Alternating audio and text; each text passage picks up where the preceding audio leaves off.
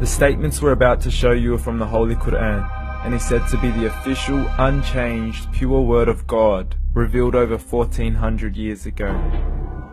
Claiming to be the word of God is a heavy statement, and without proof, or if a single contradiction is found within the book, the apparent word of God will be proven false. So without further ado, let's put the book to the test. In the 23rd chapter, titled The Believers, from the 12th to the 14th verses, God is said to give a detailed description of how the human being is formed. It begins by saying, "We then placed him as a sperm drop in a place of settlement, firmly fixed. Then we made the drop into a alaqa." We will translate this word very soon. "And then we changed the alaqa into a lump.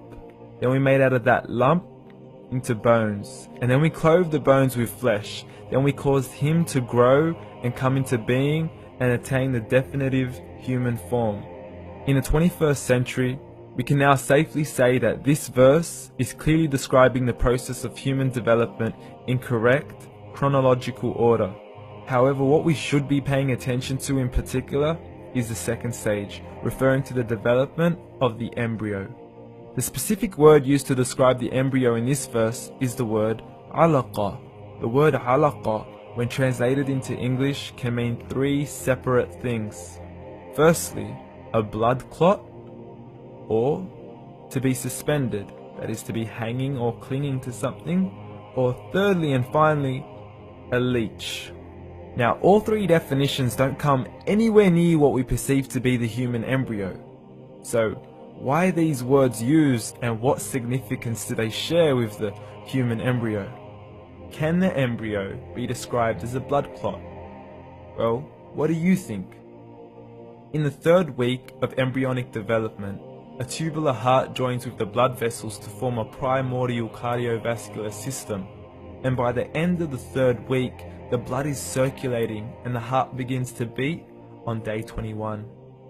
The first thing that comes to mind in regards to being suspended or hanging is the umbilical cord. But we can't use that example because we are simply referring to step 2, before the baby has even formed. But we now know today that the umbilical cord is formed from the connecting stalk. And the connecting stalk is formed as soon as the embryo is formed. The embryo's connecting stalk has even been described by John Allen and Beverly Kramer as an object to suspend the developing embryo in the extra-embryonic column.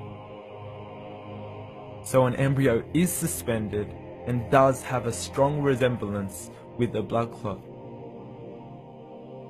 What on earth would an embryo have to do with a leech?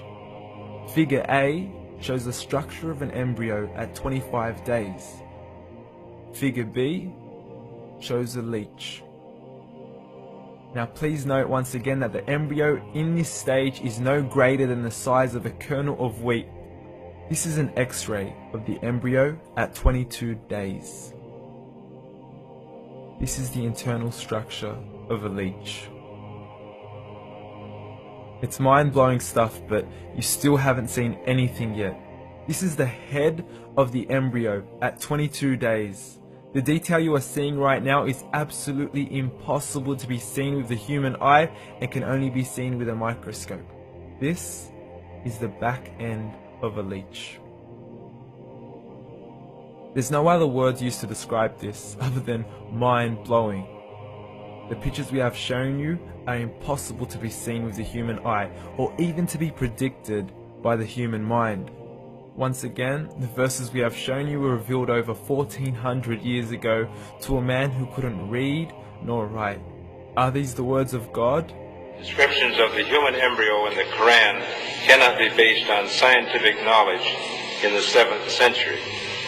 The only reasonable conclusion is that these descriptions were revealed to Muhammad from God, from God, from God, from God.